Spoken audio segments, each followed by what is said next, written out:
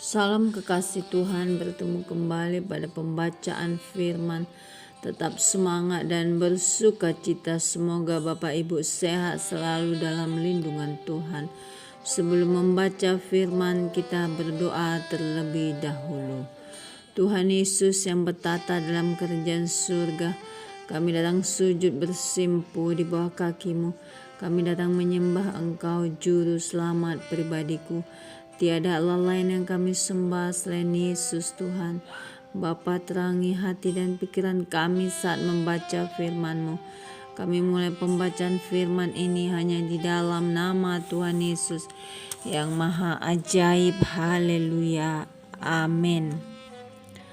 2 Samuel 16. Daud bertemu dengan Ziba. Ketika Daud baru saja melewati puncak, datanglah Ziba hamba Mephiboset mendapatkan dia membawa sepasang keledai yang berpelana dengan muatan 200 ketul roti, 100 buah kue kismis, 100 buah-buahan musim panas dan sebuyung anggur.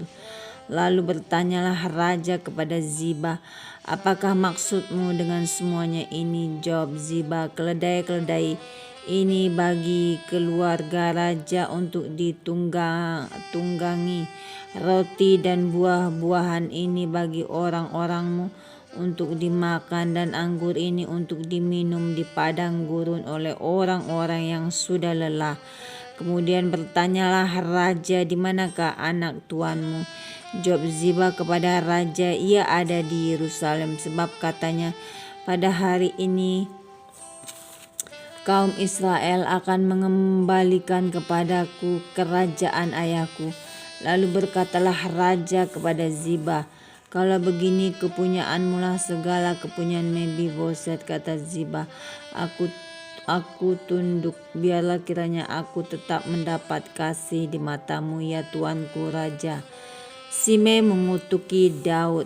Ketika Raja Daud telah sampai ke Bahurim, keluarlah dari sana seorang dari kaum keluarga Saul. Ia bernama Simei bin Gera. Sampai mendekati raja, ia terus-menerus mengutuk Daud, dan semua pegawai raja Daud dilemparinya dengan batu. Walaupun segenap tentara dan semua pahlawan berjalan di kiri kanannya. Beginilah perkataan Simei pada waktu ia mengutuk, "Enyahlah, engkau penumpah darah orang Dursila. Tuhan telah membalas kepadamu segala darah keluarga Saul yang engkau gantikan menjadi raja. Tuhan telah menyerahkan kedudukan raja kepada anakmu Absalom.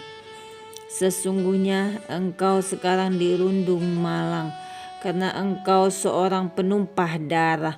Lalu berkatalah Abisai anak Zeruya kepada raja, "Mengapa anjing mati ini mengutuki tuanku raja? Izinkanlah aku menyeberang dan memenggal kepalanya." Tetapi kata raja, "Apakah urusanku dengan kamu, hai anak-anak Zeruya? Biarlah ia mengutuk.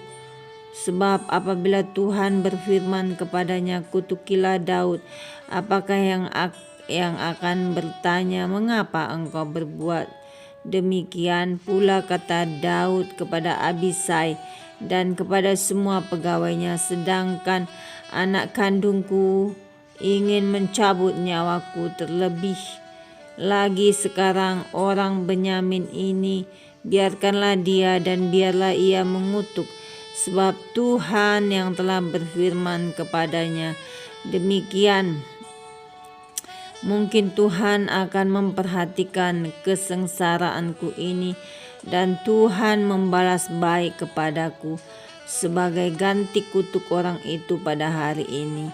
Demikianlah Daud melanjutkan perjalanannya dengan orang-orangnya, sedang Simei berjalan terus di lereng gunung bertentangan dengan dia, dan sambil berjalan ia mengutuk, melemparinya dengan batu dan menimbulkan debu.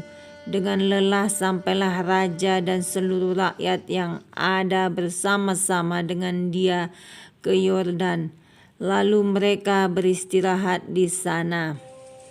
Husai dan Ahitofel menghadap Absalom. Maka Absalom dan seluruh rakyat orang-orang Israel sampailah ke Yerusalem. Dan Ahitofel ada bersama-sama dengan dia. Ketika Husai orang Arkis sahabat Daud itu sampai kepada Absalom, berkatalah Husai kepada Absalom, "Hiduplah raja, hiduplah raja." Berkatalah Absalom kepada Husai, "Inikah kesetiaanmu kepada sahabatmu? Mengapa engkau tidak pergi menyertai sahabatmu itu?"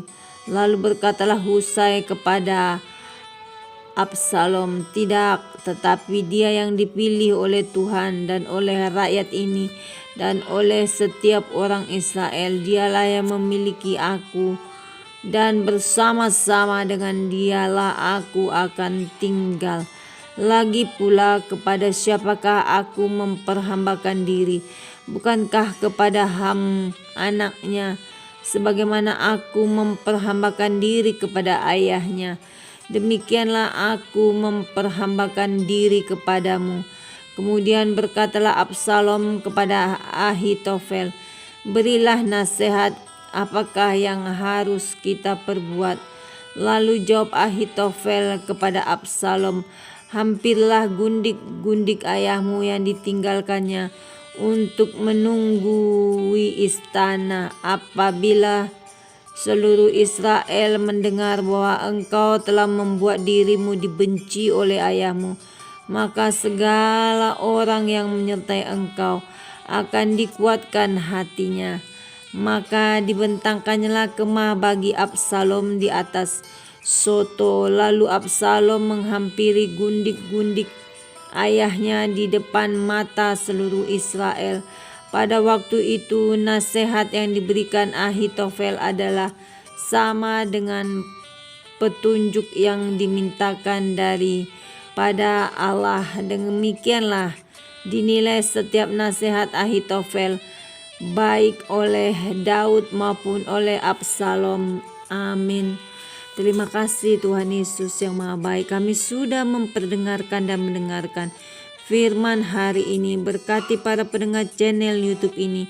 Berikan kesehatan, rezeki, kekuatan iman yang baru dalam menjalani kehidupan hari ini. Kuasa darah Yesus membungkus kami untuk terus maju membaca dan merenungkan serta melakukan firman-Mu.